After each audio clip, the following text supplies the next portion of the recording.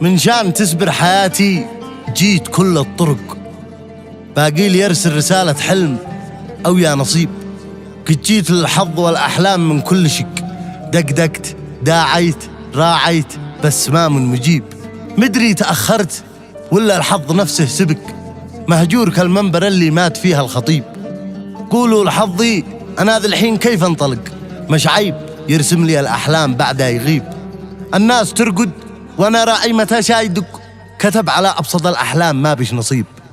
ساعة لي الحظ فيني عاده ما أوثق، يمشي معي دائما بالعكس أمره عجيب. الحاجة هلي لها روحي وقلبي يرق، تجلس معلق بغصن الحظ لما تطيب، بعدين تخرب تضيع أو في الآخر تسترق. حظي وأنا عارفه يشبه حمار الزبيب، حتى إذا قد معي قرشين أجلس قلق، أقول لارتحت فوق اليوم به شي غريب. هذه المواقف على أحد منكم تنطبق، هل هي بتحصل معاكم أو أزور الطبيب؟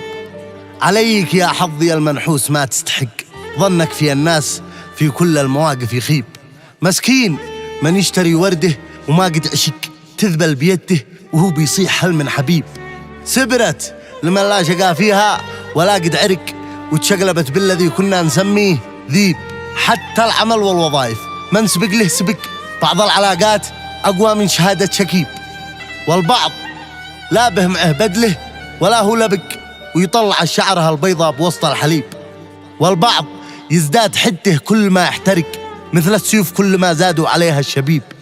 أنا اكتشفت إنه المحسود بيجي رزق، وإن الأهبل بيتخارج من أول تريب.